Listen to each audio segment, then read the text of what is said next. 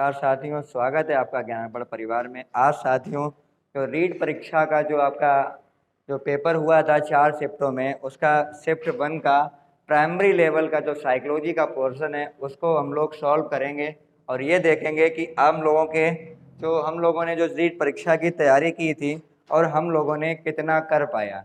तो आइए साथियों, जो साइकोलॉजी के जो 30 क्वेश्चन रहते हैं उन क्वेश्चनों के हम लोग आंसरों पे आज हम चर्चा करते हैं। तो पहला क्वेश्चन जो दिया गया है उस क्वेश्चन को हम लोग देखते हैं। पहला क्वेश्चन ये कह रहा है कि निम्नलिखित में से कौन सा या कौन से कथन असत्य है। पहले हमने क्या कर लिया, इसको अंडरलाइन कर लिया है। हमको ये ढूंढना है कि कौन सा वाला कथन आपका असत्य है। तो पहला ऑप्शन आपका ये कह रहा है कि यह समझना जरूरी नहीं है कि प्रत्येक बच्चा क्या होता है, अद्वितीय होता है। अद्वितीय का मतलब विशिष्ट होता है, जबकि साइकोलॉजी ये कहती है कि प्रत्येक बच्चा क्या होता है, विशिष्ट होता है। तो सही बात है, हमें क्या ढूंढना है, असत्य कथन ढूंढना है और ये हमको असत्य भी मिल गया है। पहला तो आपका क्या है, असत्य है। अगला ये कह रहा है कि बच्चा एक एकीकृत पूर्ण के रूप में विकसित होता है। ये सही बात है कि बच्चा एकीकृत के रूप में विकसित होता है। तो यह वाला क्वेश्चन सही है। हमें ढूंढना क्या, असत्य ढूंढना है, तो ये वाला नहीं हो सकता है। अगला देखते हैं कि विकास के एक पहलू में किसी समस्या के दूसरे को प्रभावित करने की संभावना होती है। तो साइकोलॉजी ये बात सही कहती है, यदि विकास के पहलू में किसी एक अंग में यदि कोई समस्या आती है तो उसका प्रभाव दूसरे अंग में पड़ता है, अर्थात वो दूसरे पहलू को प्रभावित करेगा। तो यह भी आपका सही है, तो ये आपका हो नहीं सकता है। अगला क्या है कि विकास एक अनुक्रमिक प्रक्रिया है। अनुक्रमिक का मतलब अनुमेय, अर्थात विकास क्या होता है, अनुमेय होता है। तो यह भी बात सही है, तो यह भी नहीं हो सकता है। सिर्फ कौन सा ऑप्शन सही है, ए नंबर सही है। तो हम लोग देखते हैं कि डी ऑप्शन ये कह रहा है कि केवल ए सही है। तो पहले क्वेश्चन का आंसर क्या रहने वाला है, केवल ए रहेगा। आइए साथ ही हम लोग दूसरा क्वेश्चन देखते हैं।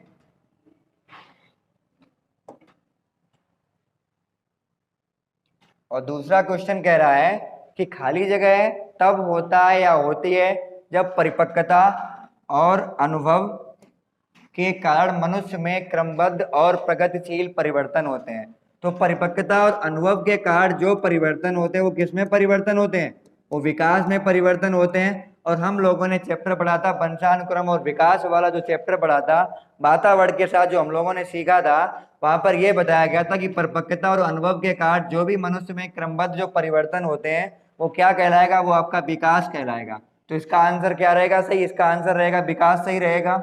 अगले क्वेश्चन का हम लोग आंसर देखते हैं। तीसरा क्वेश्चन क्या कह रहा है, तीसरा क्वेश्चन कह रहा है कि निम्नलिखित में से कौन सी बचपन की विशेषता नहीं है। हमें यह देखना कि बचपन की विशेषता नहीं है। और बचपन के लिए एरिक्सन साहब ने 3 से 6 वर्ष को बताया था और 3 से 6 वर्ष की जो इनकी अवस्था थी उसका नाम था पहल बनाम गिलानी। क्या नाम था, तो इसका नाम था पहल बनाम गिलानी। और पहल बनाम गिलानी में एरिक्सन साहब ने प्राक टोली की आयु भी बताया था, सवाल करने की आयु भी बताया था, खिलौनों की आयु भी बताया था और अनुकरणीय आयु भी बताया था। तो मेरे अनुसार इस क्वेश्चन का आंसर सभी को कॉमन नंबर मिलना चाहिए। बाकी हम लोग आयोग पर देखते हैं कि आयोग इस क्वेश्चन का क्या मानता है। तो मेरे अनुसार इसको सभी को तो कॉमन मिलना चाहिए, ठीक है, क्योंकि एरिक्सन साहब ने चारों जो अवस्थाएं बताई थी वो आपके बचपन की अवस्था बताई थी। आगे देखते हैं हम लोग, अगला क्वेश्चन देखते हैं।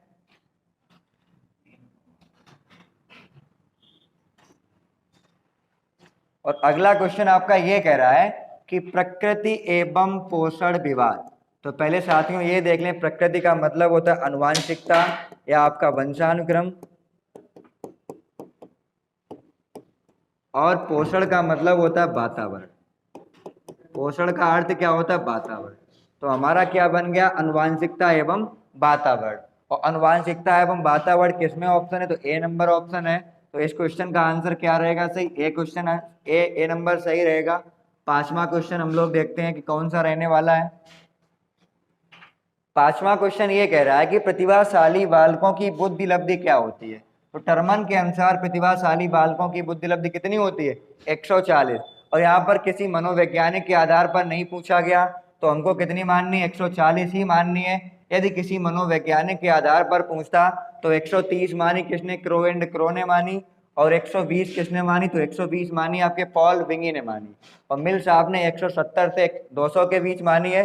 तो यहाँ पर जो आपका आंसर रहेगा सही वो कौन सा रहेगा, बी नंबर इसका आंसर सही रहेगा। उम्मीद करता हूँ साथियों क्वेश्चन आपको अच्छे से समझ में आ रहे होंगे। अगला क्वेश्चन हम लोग देखते हैं। अगला क्वेश्चन आपका ये कह रहा है कि स्कूल को व्यक्तिगत भिन्नताओं का ध्यान रखना चाहिए, कि स्कूल को बालकों की व्यक्तिगत भिन्नताओं का ध्यान क्यों रखना चाहिए। तो पहला ऑप्शन ये कह रहा है कि प्रत्येक छात्र को विशिष्ट महसूस करवाने हेतु, ये इतनी अच्छी बात नहीं है। अगला क्या कह रहा है कि छात्रों के बीच अंतर को कम करने हेतु, ऐसा ये भी इतना अच्छा नहीं है। अगला देखें छात्रों एवं छात्राओं की क्षमताओं और प्रदर्शन को नहीं जानने के लिए, जबकि हमें क्या प्रदर्शन जानना होता है। अगला क्वेश्चन क्या कह रहा है कि समझने के लिए कि छात्र सीखने में समर्थ या असमर्थ क्यों हो रहे, तो इसका आंसर क्या रहेगा सही, डी नंबर इसका आंसर रहेगा सही। ठीक है, अगला क्वेश्चन हम लोग देखते हैं।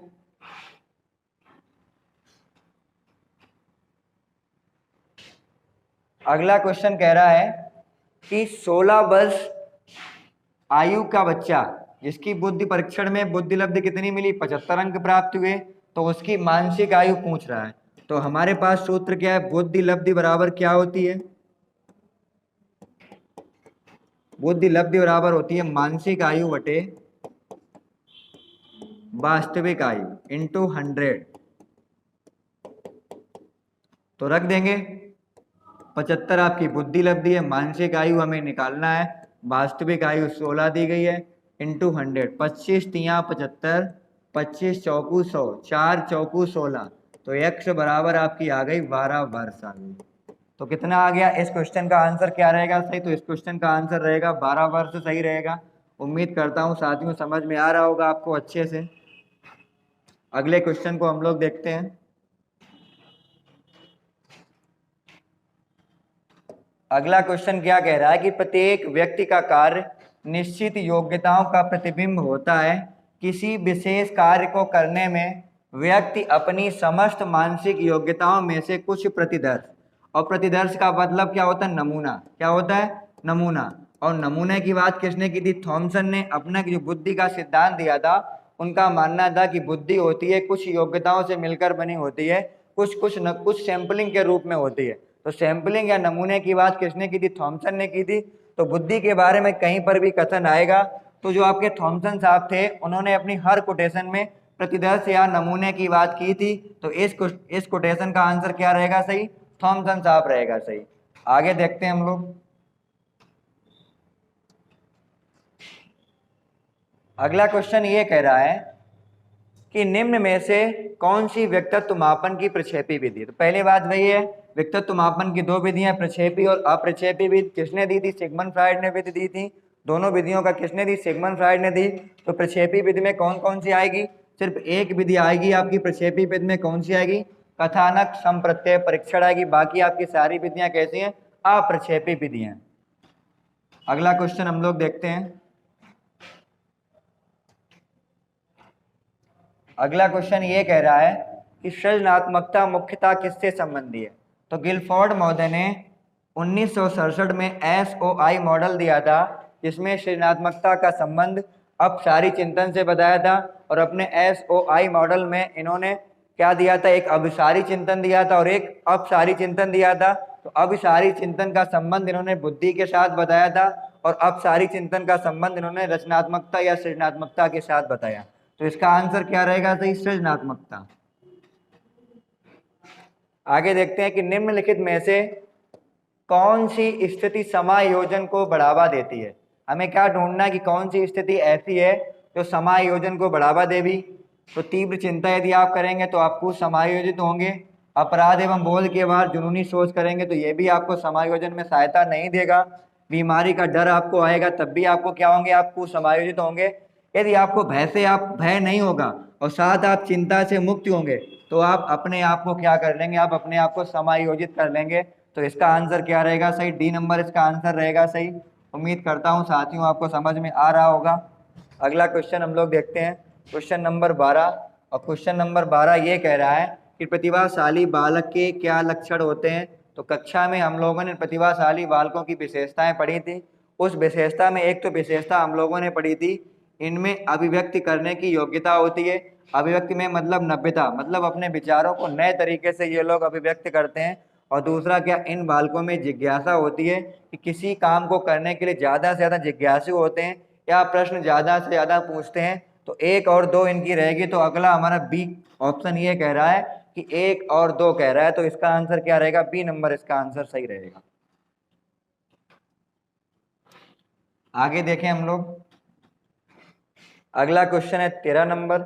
और 13 क्वेश्चन ये कह रहा है कि बुद्धि लब्धि के लिए निम्नलिखित फार्मूला किसने दिया कि बुद्धि लब्धि बराबर मानसिक आयु बटे कालानुक्रमिक आयु इंटू 100। तो बुद्धि लब्धि का जो सूत्र मानसिक आयु बटे वास्तविक आयु किसने दिया था, 1912 के आसपास स्टर ने दिया था। और उसमें 100 का गुणा किसने किया, टर्मन ने कब किया, 1916 में किया। तो पूछा जाए, टर्मन ने जो बुद्धि लब्धि का जो सूत्र दिया था मानसिक आयु बटे वास्तविक आयु या कालानुक्रमिक आयु इंटू 100, तो टर्मन ने दिया कब दिया, तो 1916 में दिया। इसके बाद देखते हैं अगला क्वेश्चन हम लोग देखते हैं। और अगला क्वेश्चन ये कह रहा है कि रवि का बुद्धि परीक्षण इंगित करता है कि वह औसत से लेकर औसत से अधिक बुद्धिमान की श्रेणी में आता है। हालांकि पढ़ने, वर्तनी, सामाजिक विज्ञान और विज्ञान में उसके ग्रेड बहुत कम है। अब बात यहाँ पर पहले कह दी कि किसमें कम है, पढ़ने में कम है। और यहाँ पर क्या कर, गणित में ग्रेड उसके काफ़ी अच्छे हैं, लेखन कौशल में वो काफ़ी अच्छा है। तो रवि में क्या होने की अधिक संभावना है, तो रवि किसमें कमजोर हो रहा, पढ़ने में कमजोर रहा, वर्तनी में कमजोर है। तो इसका क्या हो जाएगा, पढ़ने की जो बीमारी होती है किससे संबंधित होती है, डिसलेक्सिया से होती है। तो इसका आंसर क्या रहेगा सही, डिसलेक्सिया इसका आंसर रहेगा सही। उम्मीद करता हूँ साथियों आपको अच्छे से समझ में आ रहा होगा। आगे हम लोग देखते हैं अगले क्वेश्चन पे। और क्वेश्चन नंबर 15 हमारा ये कह रहा है कि सीखना व्यवहार में उत्तरोत्तर सामंजस्य की एक प्रक्रिया है। यह कथन अधिगम में हम लोगों ने पढ़ रखा है। यह कथन किसका है, तो यह कथन स्किनर महोदय का है। अगला कोटेशन हम लोग देखते हैं क्वेश्चन नंबर 16 पे। और क्वेश्चन नंबर 16 आपका यह कह रहा है कि कक्षा 2 की छात्रा सृष्टि को अध्यापिका ने मूल गणित विषय के सवाल करवाए। अगले दिन उसने बाजार में सामान खरीदने के उपरांत दुकानदार द्वारा की गई योग की गलती को चिन्हित करके सही करवाया। और हम लोग पहले अधिगम के स्थानांतरण में पढ़ चुके, जब पूर्व ज्ञान वाद वाले ज्ञान में सहायता देता है तो उसे हम लोग क्या कहते हैं, सकारात्मक अधिगम का स्थानांतरण कहते हैं। तो उम्मीद करता हूँ आपको समझ में आ रहा होगा। इसका आंसर क्या रहेगा सही, सकारात्मक अधिगम का स्थानांतरण रहेगा सही। अगला क्वेश्चन हम लोग देखते हैं। अगला क्वेश्चन ये कह रहा है कि एक व्यक्ति में एक समय पर 2 विपरीत इच्छाओं का होना। तो एक्शन साहब ने बताया था कि जो व्यक्ति होता है अपने पूरे जीवन में 8 अवस्थाओं से गुजरता है और प्रत्येक अवस्था में वह एक मनोसामाजिक द्वंद्व का सामना करता है जिसके 2 विपरीत छोर होते हैं। और वही कह रहा है कि 2 विपरीत इच्छाओं का होना। और 2 विपरीत छोर की बात किसने कही थी, मनोसामाजिक विकास के सिद्धांत में एरिक्सन साहब द्वारा कही गई। तो 2 विपरीत छोर का मतलब क्या हो गया, द्वंद्व हो गया। तो इसका आंसर क्या रहेगा सही, द्वंद्व इसका आंसर सही रहेगा। आगे हम लोग देखते हैं 18 नंबर ये कह रहा है कि निम्न में से किस सिद्धांत को पुनर्बलन का सिद्धांत भी कहते हैं। तो क्रिया प्रसूत अनुबंधन के सिद्धांत को क्या कहते हैं, पुनर्बलन का सिद्धांत भी कहते हैं। उम्मीद करता हूं साथियों समझ में आ रहा होगा। आगे हम लोग देखते हैं। अगला क्वेश्चन आपका ये कह रहा है कि निम्नलिखित में से उस उदाहरण का चयन कीजिए जो आंतरिक अभिप्रेरणा को दर्शाता है। हमें यह ढूंढना है कि कौन सा ऐसा ऑप्शन है जो बालक को या व्यक्ति को आंतरिक प्रेरणा के लिए अभिप्रेरित करता है। तो क्या कह रहा है कि वंदना परीक्षा में अच्छे अंक प्राप्त करने के लिए कठोर परिश्रम कर रही है जिससे वह अपने पिता से उपहार प्राप्त कर सके। तो ये आपका उपहार मिलेगा तो मतलब क्या, बाय होगी। अगला क्या, उर्मिला फटाफट गृह कार्य समाप्त कर रही क्योंकि गृह कार्य समाप्त करके वह टीवी देख सकेगी। तो ये भी आपका नहीं होगा। अगला क्या करें, इला बहुत सारी पुस्तकें पढ़ रही है क्योंकि वह जिले में प्रथम स्थान प्राप्त करके विद्यालय का नाम जिला स्तर पर रोशन करना चाहती, ये भी नहीं होगा। अगला क्या करा कि मेघा अपनी परियोजना कार्य के लिए विभिन्न स्रोत तलाश रही है क्योंकि नई जानकारी प्राप्त करने में वह रुचि रखती है। तो सबसे अच्छा जो ऑप्शन रहने वाला है क्या है, डी है। तो इसका आंसर क्या रहेगा, सही डी रहेगा। आगे हम लोग देखते हैं।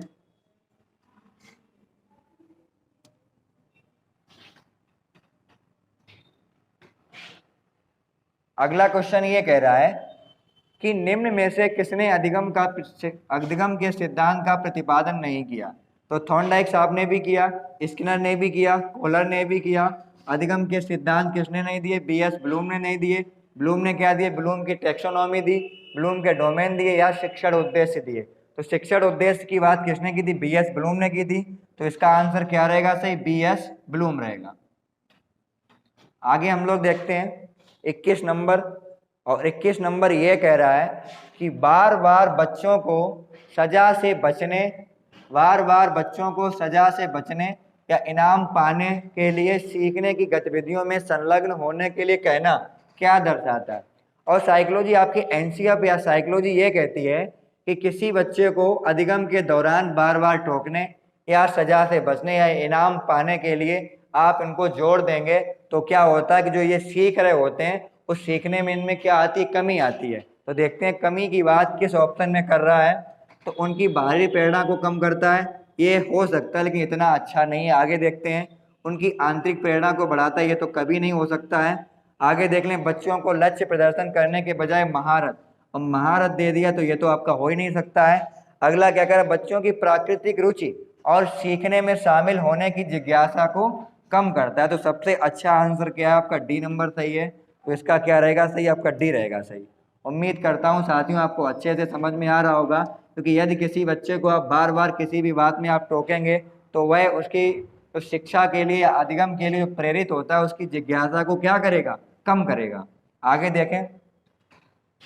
अगला क्वेश्चन ये कह रहा है कि आरटीई अधिनियम 2009 के अनुसार शिक्षक को प्रति सप्ताह में कितने घंटे काम निर्धारित किया गया। तो कितने घंटे निर्धारित किया गया, 45 घंटे निर्धारित किया गया। आगे हम लोग देखते हैं। निम्न में से कौन सा एक उत्तम परीक्षण की विशेषता नहीं है। तो विश्वसनीयता विशेषता होती है, वस्तुनिष्ठता होती है, वैधता होती है। निम्न में से क्या नहीं होगी, आपकी अभिक्षमता विशेषता नहीं होगी। उम्मीद करता हूँ क्वेश्चन आपको समझ में आ रहे होंगे। आगे हम लोग देखें। 24 नंबर क्या कह रहा है कि शिक्षार्थी केंद्रित पाठ्यक्रम में निम्नलिखित में से कौन सा सबसे महत्वपूर्ण है। तो बच्चा क्या होता है, सबसे महत्वपूर्ण होता है। तो इसका आंसर क्या रहेगा, सही बी नंबर इसका रहेगा सही। आगे क्वेश्चन देखें हम लोग 25 नंबर। और 25 नंबर क्वेश्चन ये कह रहा है कि एक चिंतनशील शिक्षक कक्ष में ऐसी परिस्थिति उत्पन्न करता है कि छात्र क्या कर सके। तो डी नंबर देखो, छात्र और शिक्षक के बीच पारस्परिक अंतःक्रिया को प्रोत्साहित मिले, जिसकी वजह से छात्र क्या होंगे, शिक्षक से बिना किसी हेजिटेशन के अपनी समस्या का समाधान कर सकेंगे। तो इसका आंसर क्या रहेगा, सही डी नंबर इसका आंसर रहेगा सही।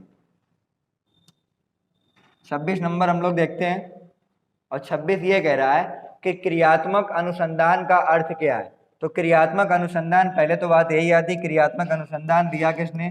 तो क्रियात्मक अनुसंधान दिया है स्टीफन एम कोरे ने दिया। और साथ ही इसमें काम किया था आपके कर्ट लेवन ने काम किया, और आपके वकिंगम ने काम किया। ये 3 मनोवैज्ञानिकों ने क्रियात्मक अनुसंधान पे काम किया।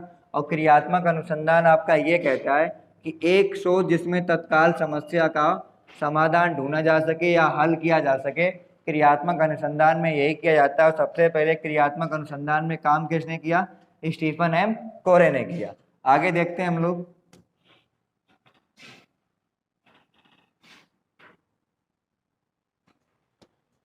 अगला क्वेश्चन ये कह रहा है कि एनसीएफ 2005 के अनुसार एक शिक्षक की भूमिका होनी चाहिए। तो एनसीएफ 2005 के अनुसार एक शिक्षक की भूमिका सुविधा प्रदाता के रूप में होना चाहिए। अगला क्वेश्चन हम लोग देखते हैं 28 नंबर।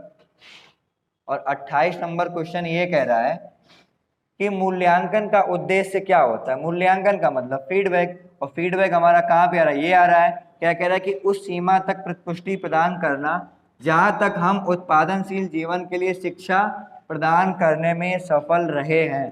तो इसका आंसर क्या रहेगा सही? डी नंबर इसका आंसर रहेगा सही। अगला क्वेश्चन हम लोग देखते हैं 29 नंबर। और 29 नंबर क्वेश्चन ये कह रहा है कि हम लोग क्या करना है, मैच करना है।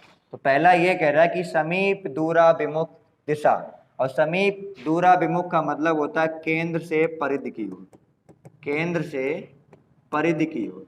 और केंद्र से परिधि की ओर बात कहाँ पर कह रहा है कि शरीर के केंद्र से बाहर की ओर वृद्धि। पहला तो आपका ये हो गया कि एक का किसके साथ जा रहा है, डी के साथ जा रहा है। अगला क्या कह रहा है, सिर पदाभिमुख दिशा।